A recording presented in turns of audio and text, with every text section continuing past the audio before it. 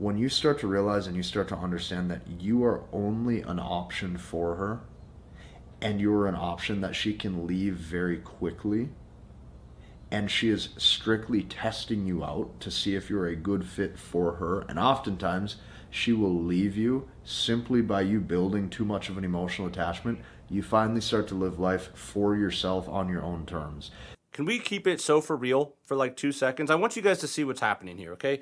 What Casey is doing in this video is describing a common nightmare scenario, right? Something a lot of men have been through, including myself, and it gets this emotional reaction, and you're like, yeah, that's what happened to me. That's exactly what women are doing. But let's just be more honest than that, okay? As a guy that used to have a lot of options when he was single, humble brag, it's completely natural to explore those options. And often here's what happens. In the beginning, you are excited. You do think there's a lot of potential. You think it could be a great match. And then you get a month or 2 or 3 months in, maybe 6 months in, and you kind of realize, it's not the match that I had hoped it would be in the beginning, and then you end it. And yes, if the other person was all in, they're going to be really hurt, but that doesn't make you a bad person. It doesn't mean you have bad intentions, you know? Women that are doing that, it's not like they're sitting here hatching these long-term evil plans to get you emotionally attached and then crush you.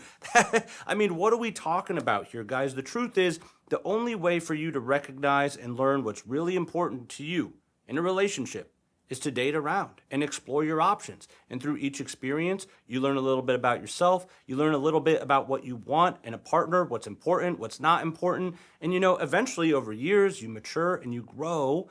And then, the filtering process becomes a little more efficient, I would say, right? Like, when I was young, maybe it took 6 months for me to start recognizing, like what qualities this person had that I no longer desired.